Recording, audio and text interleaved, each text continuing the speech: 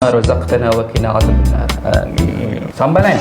Ana ambil sudu jap. Boleh, terima kasih.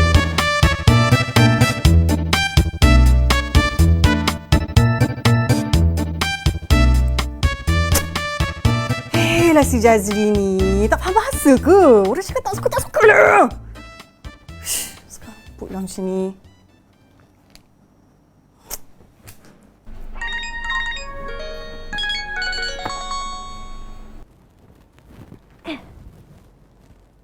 Apa mesej? Masya Allah, Fatimah! Aku dah dapat! Allahu Akbar!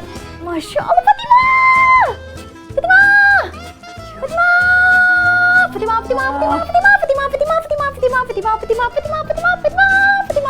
Macam kenal kan lagu tu? Aku tak tahu. Jihad bagi nombor Ustaz dekat aku. Masya Allah. Dah tu?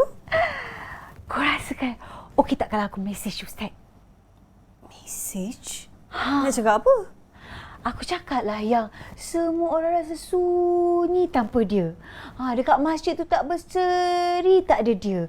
Lepas tu semua orang teringat kat dia. Mengarut lah kau ni. Habis tu kenapa kau tak cakap je? Kahwin dengan saya. Kau jangan cabar aku Okey, kalau berani sangat, cuba. Of course, berani. Aku mesej sekarang. Okay. Assalamualaikum Ustaz. Saya Aisyah dari KL.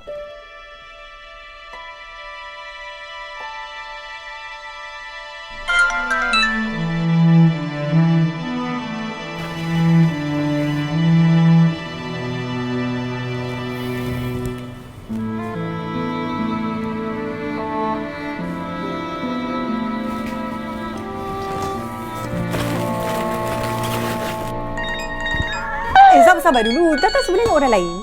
Tengok dulu. Betul, Masya Allah. Masya Allah. Allahu Akbar. Ustaz Jazlan balas mesej Aisyah? Kenapa dia tak balas mesej aku?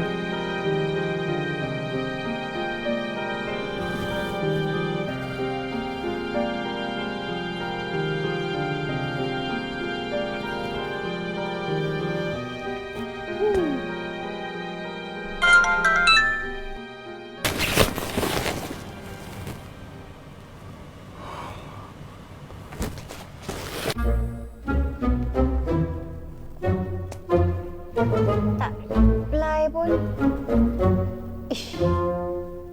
Hilang pula tak online. Tadi ada.